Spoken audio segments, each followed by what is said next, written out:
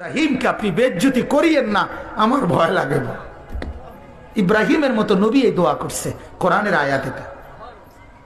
হাদিসের মধ্যে আছে মুসা নবীর মতো নবী আল্লাহর কাছে হাসরের ময়দানের ব্যাপারে বলছে, আল্লাহ হাসরের মাঠে লা আসআলুকা লিয়াউমা উম্মি ওয়ালা উখতি, আমি আমার মাকে চাই না, আমি আমার বোনকে চাই না, বাল আসআলুকা লিয়াউমা নাফসি, আমি মুসা কেবল আমাকে বাঁচাইতে চাই, আমাকে বাঁচাইতে চাই। আল্লাহ আমাকে বাঁচান, হাসরের মাঠ আমার বড় ভয় হয়, হাসরের মাঠ আমার বড় ভয় হয়। আল্লাহর নবী সাল্লাল্লাহু আলাইহি সাল্লাম বলেন, ইয়াকুব নবী নিজের চোখে দেখবে ইউসুফ নবী ওনার ছেলে দাঁড়াইয়া আছে সামনে, এটা সেই ইউসুফ যার জন্য দুনিয়ায় কানতে কানতে চোখ সাদা বানায় লাইছে। সেদিন হাসরের ময়দানে নবী বলেন, একবারের জন্য ইয়াকুব নবী বলবে না যে আল্লাহ আমার ছেলেটার কি হবে, ইয়াকুব নবী বলবে, ইয়া রব্বি নফসি নফসি, আল্লাহ আমাকে বাঁচান, আমাকে বাঁচান। ওরটা ও বুঝবে, আমারটা আমি বুঝতেছি। এটারে হাসরের মাঠ বলে। বাঁচান এই মুসলমান, আল্লাহর নবী সাল্লাল্লাহু আলাইহি ওয়াসাল্লাম হাসরের ময়দানের ব্যাপারে এতটা নবীজি নিজেও চিন্তা করতেন। আপনারা সবাই শুনছেন, জানেন, 5 ওয়াক্ত নামাজের পরে ওলামায়ে কেরাম থেকে জিজ্ঞেস করে দেখেন, 5 ওয়াক্ত নামাজের পরে নবীজি নিজে যার হাসরের আখিরাতের মর্যাদার কোনো সীমা পরিসীমা নাই, সেই নবী 5 ওয়াক্ত নামাজের পরে যে কতগুলো দোয়া করতেন, এর মধ্যে একটা দোয়া, নবীজির একটা দোয়া ছিল এটা, আল্লাহুম্মা হাসিবিনি হিসাবান ইয়াসীরা, আল্লাহ এই বন্ধু আমি আপনার, আমারও বড় ভয় লাগে, আমার হিসাবটা সহজ করে দিয়েন। নবীজি বলছেন এই কথা। অথচ নবীকে আল্লাহ বলছে, ওয়ালাল আখিরাতু খায়রুল লাকা মিনাল উলা, বন্ধু দুনিয়াতে আপনাকে যা দিলাম, আখিরাতে যা দেব, এই দুনিয়ার গুলোর চাইতে ওইগুলো অনেক বেশি উত্তম, অনেক বেশি দামি। এরপরও নবী বলে, আল্লাহ আমার ভয় হয় আমার হিসাব যেন সহজ হয়।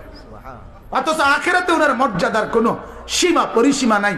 আল্লাহ তাআলা হাদিসে কুদসিতে বলছে, বন্ধু হাসরের মাঠ আমি আপনার মাঝে আর আমার মাঝে ভাগ করে নেব, কাসামতুল কিয়ামাতা বাইনি ওয়া বাইনাক, আমার মাঝে আর আপনার মাঝে কিয়ামতের দিনটাকে আমি ভাগ করব। আনা মালিকু ইয়াউমিদ্দিন আনতা সাহিবু ইয়াউমিদ্দিন, আমি হব কিয়ামতের দিনের মালিক, আপনি হবেন কিয়ামতের দিনের বাদশা। আপনি বলবেন আমি শুনবো, আপনি সুপারিশ করবেন আমি গ্রহণ করব, আপনি চাইবেন আমি দিতে থাকব, আপনার হাতে আমার ইজ্জতের পতাকা দেব, আপনার জন্য আমার আরশের নিচে মাকামে মাহমুদের আলাদা জায়গা দেব, আপনার জন্য জান্নাতের দরজা প্রথম খোলার উদ্বোধনের অধিকার আপনাকে দেব। এত মর্যাদার পরেও নবী বলতেন, আল্লাহ তবুও ভয় হয়, হিসাবটা সহজ করে। আপনি কেডা, আমি কে?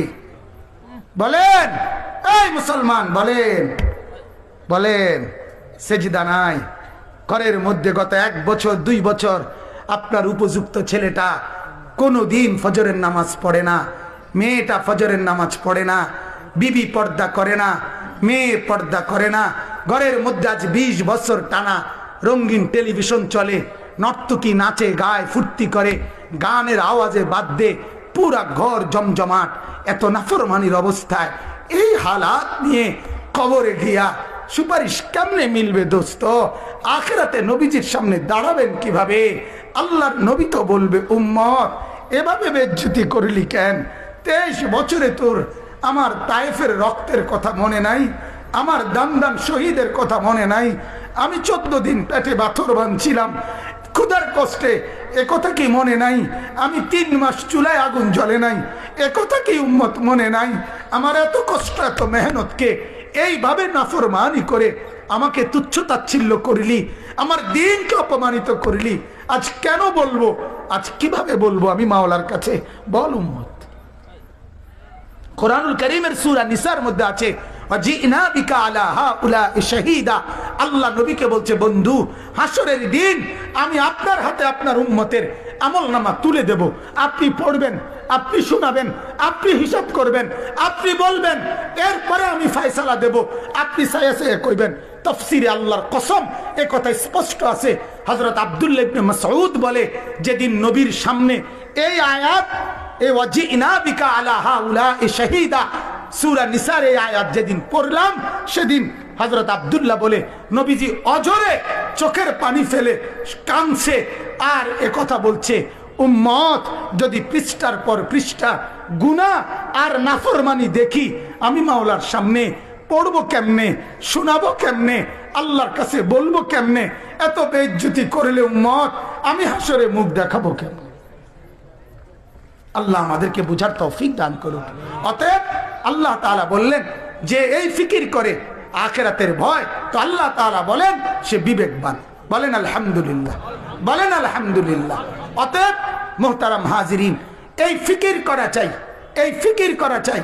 আল্লাহকে দিবা নিশি ডাকবো তো ইনশাআল্লাহ, ডাকবো তো ইনশাআল্লাহ। রাসূলুল্লাহ সাল্লাল্লাহু আলাইহি ওয়াসাল্লামকে ভালোবাসবো, মহব্বত করবো তো ইনশাআল্লাহ। শুধুমাত্র মুখে মুখে তো ইনশাআল্লাহ। কয়ভাবে? কয়ভাবে? আবার বলেন, আবার বলেন। আল্লাহ তাআলা আমাদেরকে তৌফিক দান করুক। বলেন আলহামদুলিল্লাহ, বলেন আলহামদুলিল্লাহ, বলেন আলহামদুলিল্লাহ। আমার শাইখ আরিফ বিল্লাহ হাকিমুন নফস আল্লাহ